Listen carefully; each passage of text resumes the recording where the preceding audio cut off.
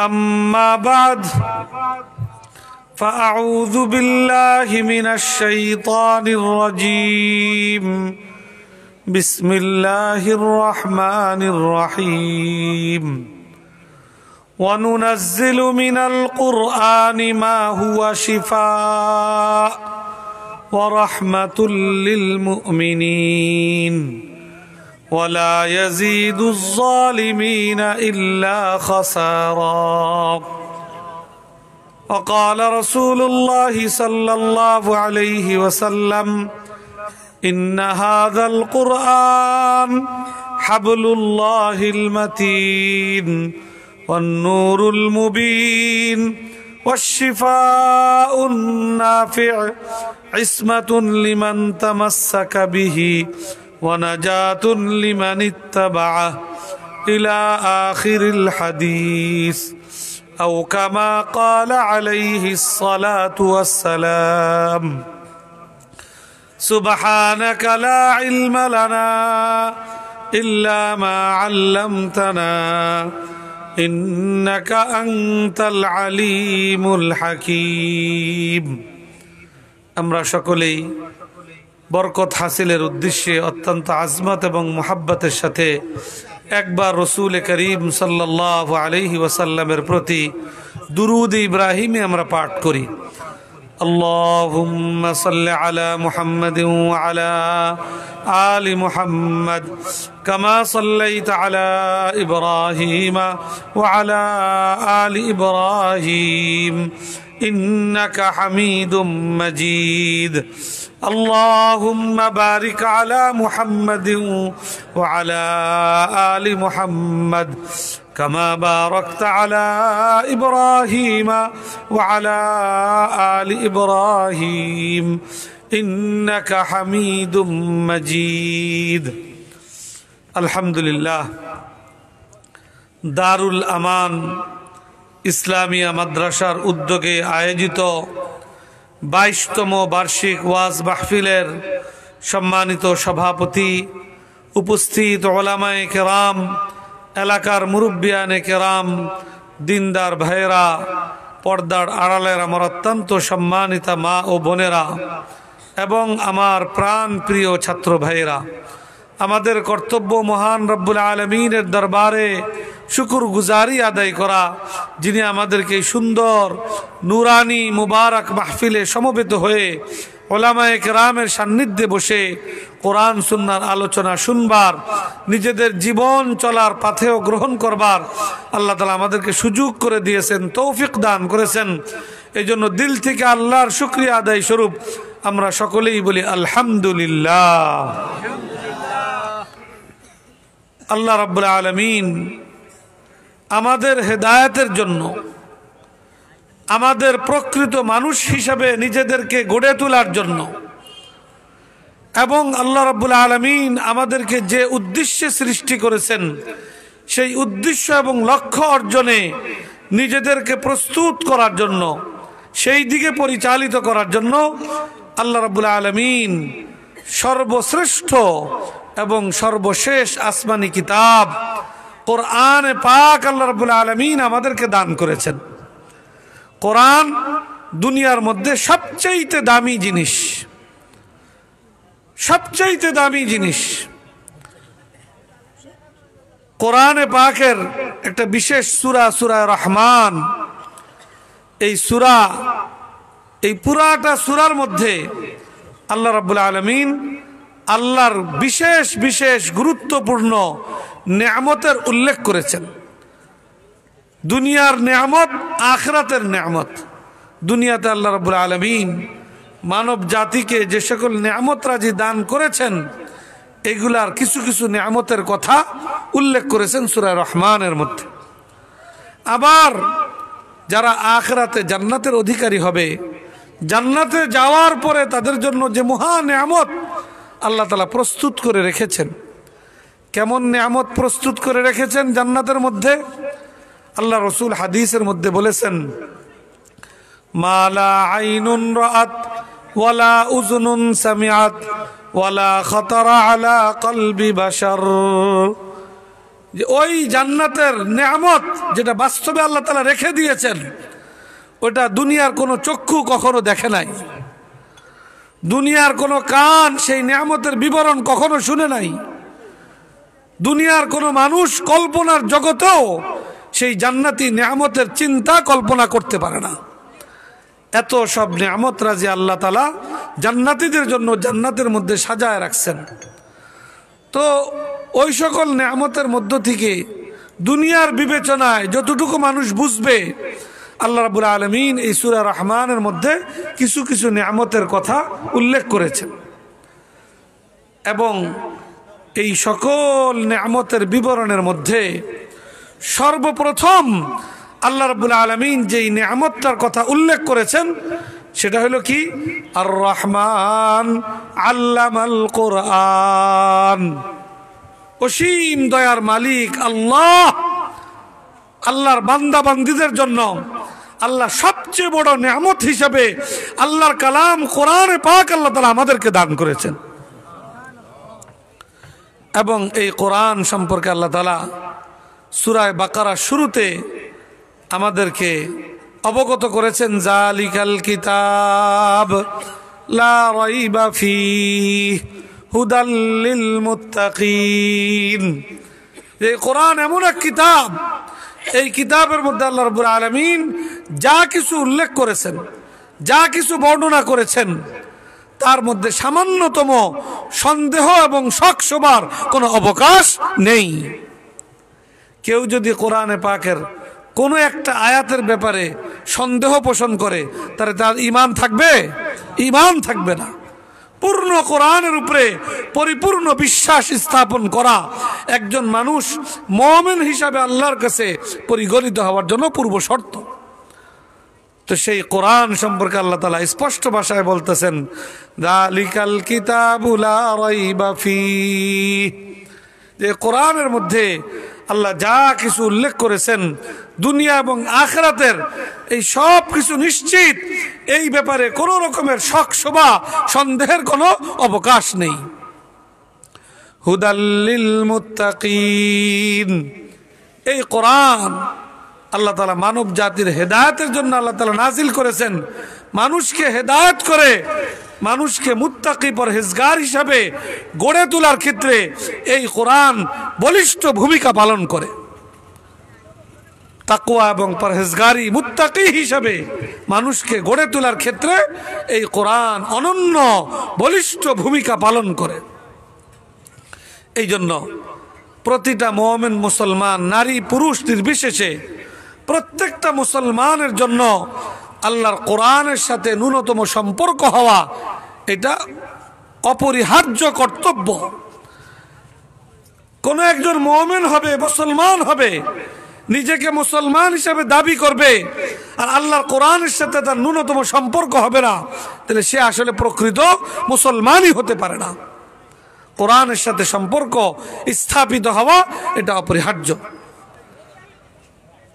আমাদের বাংলাদেশে 90% মুসলমানের দেশ।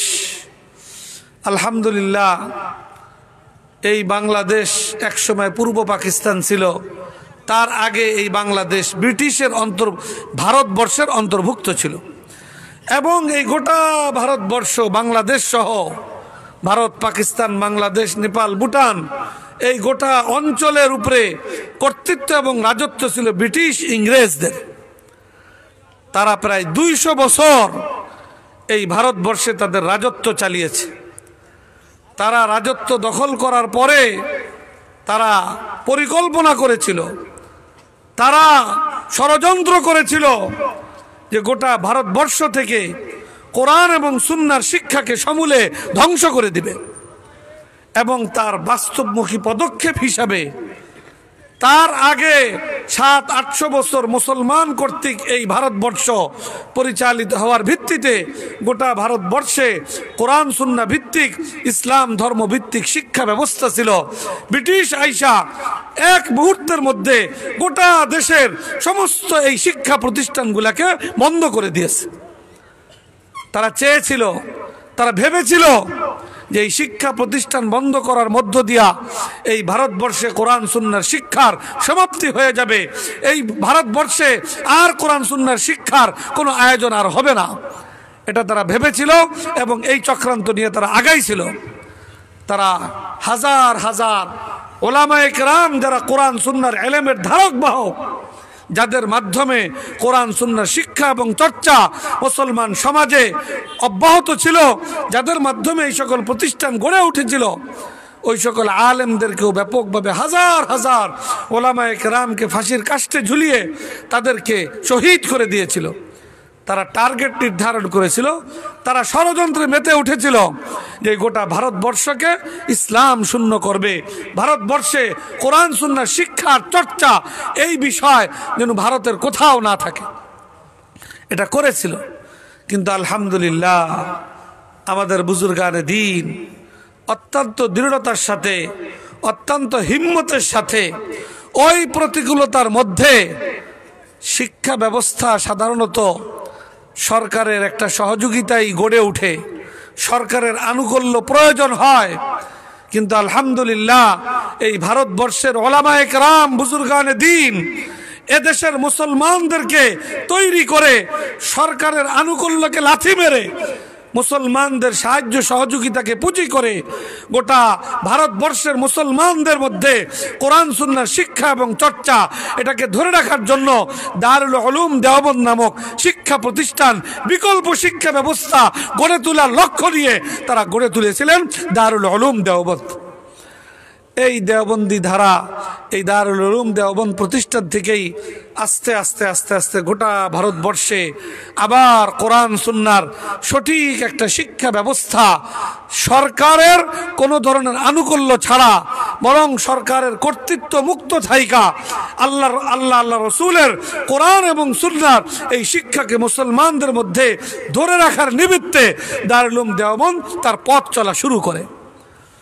আলহামদুলিল্লাহ 1866 সনে দারুল উলুম দেওবন্দ প্রতিষ্ঠিত হয়।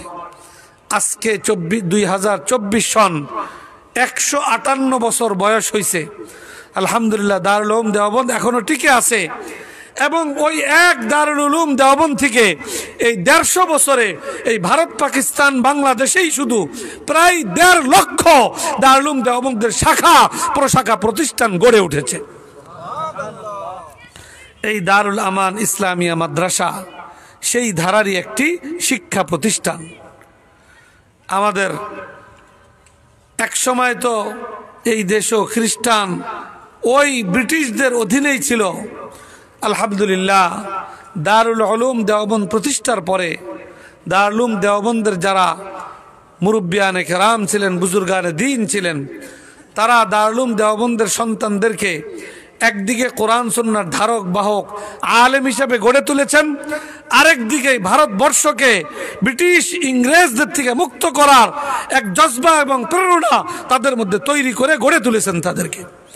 আলহামদুলিল্লাহ ওই দেওবন্দি ধারার সন্তানদের চেষ্টা মেহনতের বদৌলতেই আলহামদুলিল্লাহ 1947 সনে এই ভারতবর্ষ থেকে ইংরেজরা লেজগুলো গুটিয়ে পালাতে বাধ্য হয়েছে।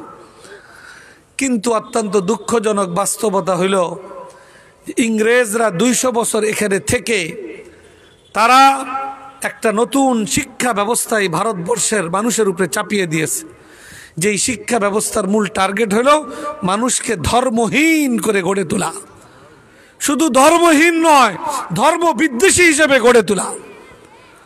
স্বাধীনতা অর্জন করেছে আমরা দুইবার, কিন্তু আমাদের যে জাতীয় শিক্ষা ব্যবস্থা, যেই শিক্ষা ব্যবস্থার সাথে এদেশের 90% মানুষ সংশ্লিষ্ট, স্কুল কলেজ ইউনিভার্সিটির যে শিক্ষা ব্যবস্থা, এই শিক্ষা ব্যবস্থা ওই ব্রিটিশ কর্তৃক প্রবর্তিত সেকুলার শিক্ষা দ্বারাই এখন পর্যন্ত আমাদের জাতীয় শিক্ষা ব্যবস্থা হিসাবে চলমান রয়েছে।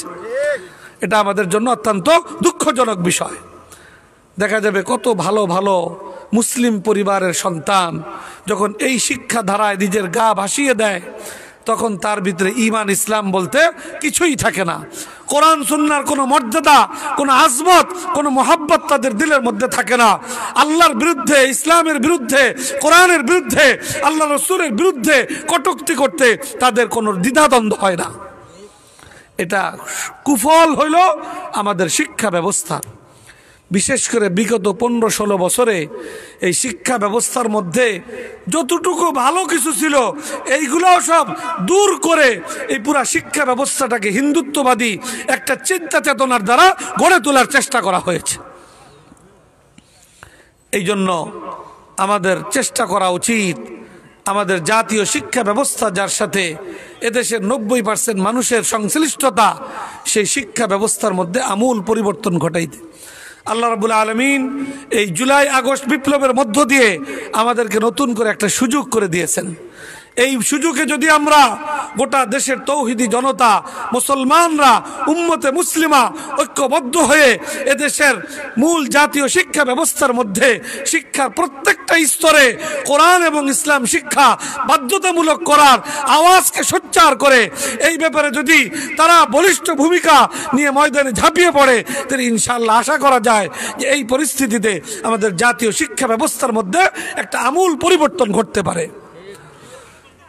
আর পাশাপাশি কোরআন সুন্নাহর মূল বিস্তারিত শিক্ষা ব্যবস্থা, আলহামদুলিল্লাহ এই দারুল উলুম দেওবন্দের এই যে শিক্ষা ধারা, এই ধারার মধ্য দিয়ে আমাদের দেশে আলহামদুলিল্লাহ চলমান রয়েছে।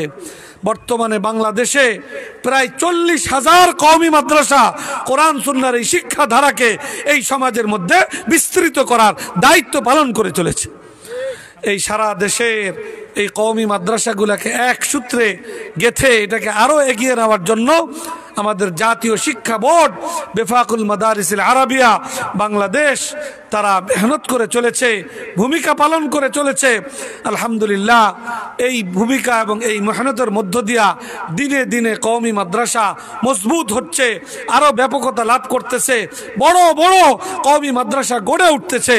এটা আমাদের মুমিন মুসলমানদের জন্য গুরুত্বপূর্ণ বিষয়, আমাদের প্রত্যেকের ঈমানি দায়িত্ব, ফরজ কর্তব্য। কারণ প্রতিটা মুসলমানের জন্য আল্লাহ রাসূল বলেছেন, তালাবুল ইলমি ফারিজাতুন আলা কুল্লি মুসলিম।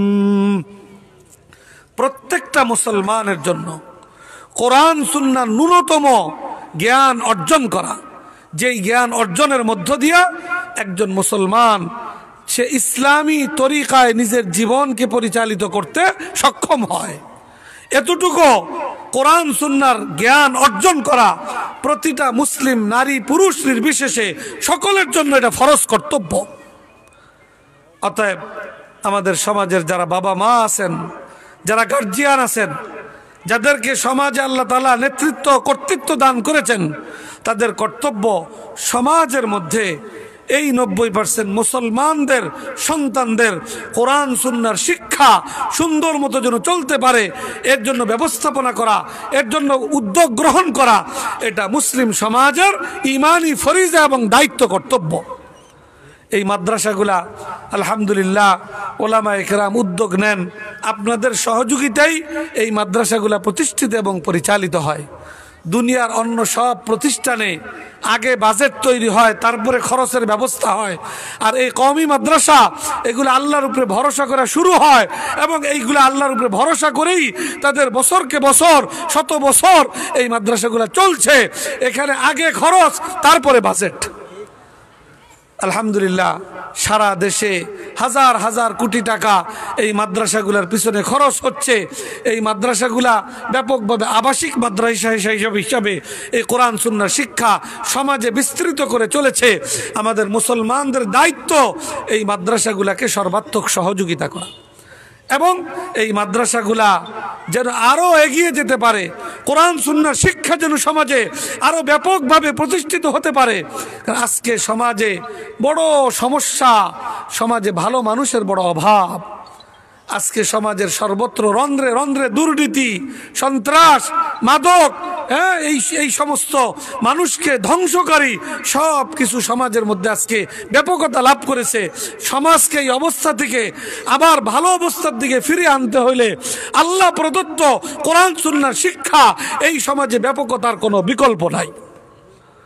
এই শিক্ষাকে, কোরআন সুন্নাহর শিক্ষাকে সমাজে আমরা যত ব্যাপক করতে পারবো, মানুষের মধ্যে তত নৈতিকতার বোধ তাদের মধ্যে তত তৈরি হবে, তারা দ্বীন ইসলামের দিকে তত এগিয়ে যাবে।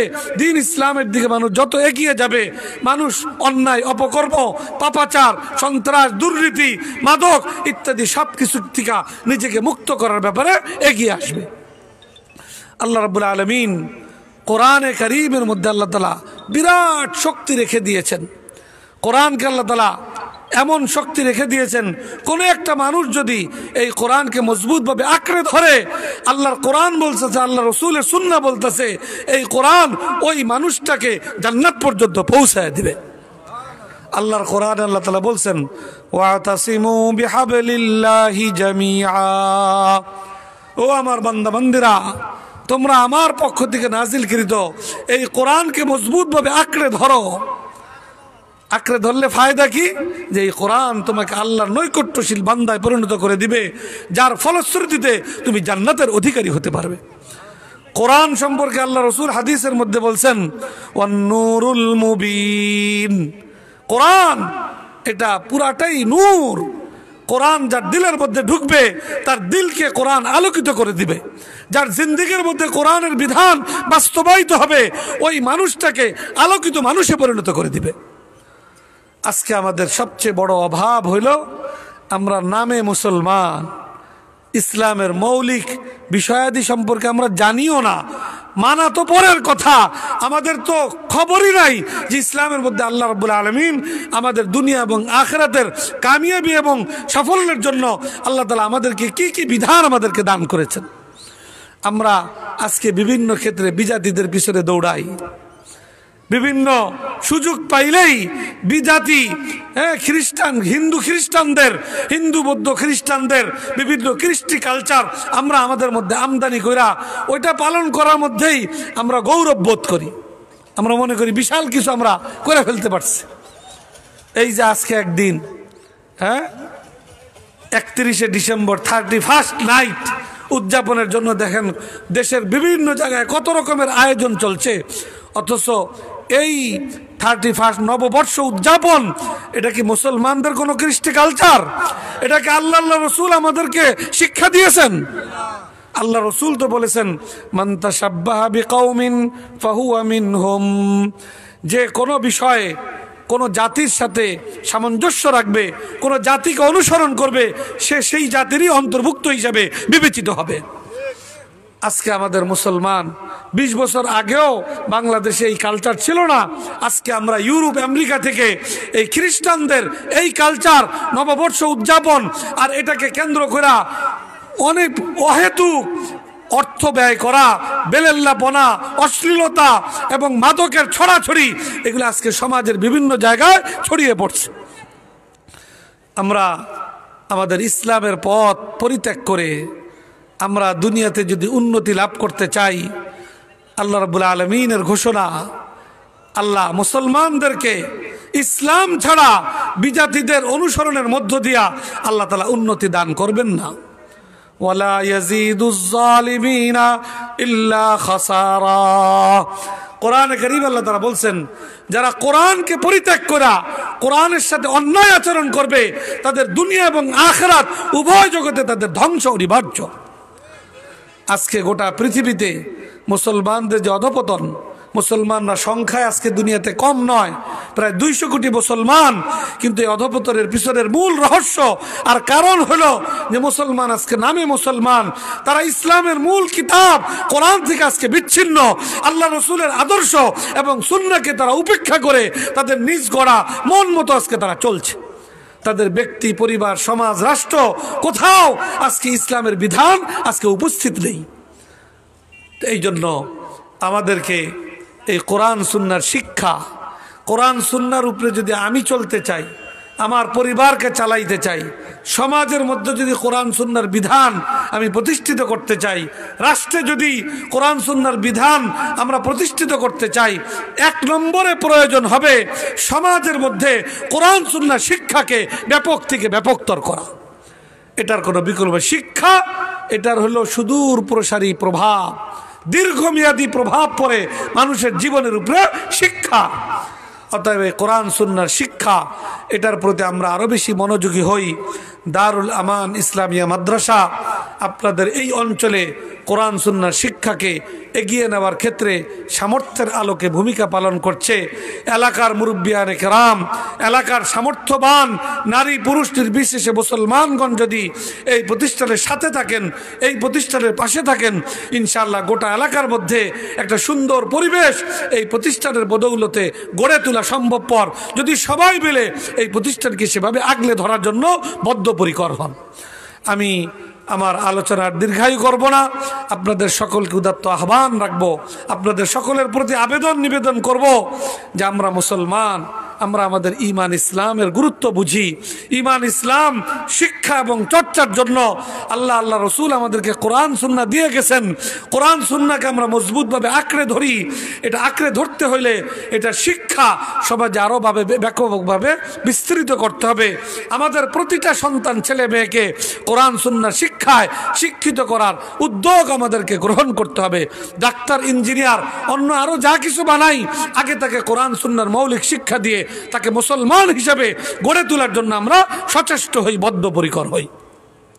আল্লাহ রাব্বুল আলামিন আমাদের সকলকে তৌফিক দান করুন। কি বলেন, এর জন্য আমরা সকলেই প্রস্তুত আছি তো ইনশাআল্লাহ? আল্লাহ রাব্বুল আলামিন আমাদের সকলকে তৌফিক দান করুন, কবুল করুন। এই মাদ্রাসাকে আল্লাহ তাআলা কবুল করুন। এলাকার মুসলমান নারী পুরুষ নির্বিশেষে সকলকে আল্লাহ তাআলা এই মাদ্রাসাকে আরো এগিয়ে নেওয়ার জন্য আরো বলিষ্ঠ ভূমিকা এই মাদ্রাসার পক্ষে পালন করবার আল্লাহ তাআলা তৌফিক দান করুন। এই উদাত্ত আহ্বান রেখে আমি নিজের জন্য সকলের কাছে দোয়া চেয়ে, আপনাদের জন্য দোয়া রেখে আমার আলোচনা এখানে শেষ করছি। ওয়া আখিরু দাওয়ানা আনিল হামদুলিল্লাহি রাব্বিল আলামিন। মুখতাসার দোয়া। সুবহানাল্লাহি ওয়া বিহামদিহি সুবহানাল্লাহিল আযীম। আল্লাহুম্মা সাল্লি আলা সাইয়্যিদিনা ওয়া মাওলানা মুহাম্মদ ওয়া আলা আলিহি ওয়া আসহাবিহি ওয়া বারিক ওয়া সাল্লিম। ربنا ظلمنا أنفسنا وإن لم تغفر لنا وترحمنا لنكونن من الخاسرين. ربنا لا تزغ قلوبنا بعد إذ هديتنا وهب لنا من لدنك رحمة إنك أنت الوهاب. يا رب العالمين يا أكرم الأكرمين এই মুবারক মাহফিলে সমবেত হয়ে আপনার রহমত এবং মাগফিরাতের প্রত্যাশা নিয়ে আপনার শাহী দরবারে হাত উঠাইছি। পরওয়ারদিগার, আমাদের হাতগুলোকে আপনি কবুল ফরমান। আমাদের সকলের জিন্দেগীর সমস্ত গুনাহ খাতা আপনি মাফ ফরমান। আমাদেরকে ভবিষ্যৎ জীবনে গুনাহ মুক্ত জীবন যাপন করবার তৌফিক দান করেন। আমাদের সমস্ত নেক আমলগুলোকে আপনি কবুল ফরমান। বেশি বেশি নেক আমল ইখলাসের সাথে আমাদেরকে করবার তৌফিক দান করেন। আমাদের প্রতিটা মুসলিম নারী পুরুষ, প্রত্যেকটা ছেলে মেয়েকে কোরআন সুন্নাহর শিক্ষা দেওয়ার এই তাকিদ এবং প্রয়োজনীয়তা আমাদের প্রতিটা বাবা মাকে অনুভব করবার আপনি তৌফিক দান করেন। এই কোরআনী প্রতিষ্ঠান দারুল আমান ইসলামিয়া মাদ্রাসাকে আপনি কবুল ফরমান। এলাকার মুসলমান নারী পুরুষ নির্বিশেষে সকলকে এই প্রতিষ্ঠানকে সর্বাত্মক সহযোগিতা করবার তৌফিক দান করেন। এই প্রতিষ্ঠানকে গোটা এলাকার হেদায়েতের মার্কাজ হিসেবে আপনি কবুল ফরমান। মুসলমানদের ঘরে ঘরে কোরআনের আলো পৌঁছে দেওয়ার জরিয়া হিসেবে আপনি কবুল ফরমান। পরওয়ারদিগার, আমাদের মধ্যবর্তী অসুস্থদেরকে সুস্থতা দান করেন, পেরেশানদের পেরেশানিকে দূর করে দেন, বিপদগ্রস্তদেরকে আপনি বিপদ থেকে উদ্ধার করেন।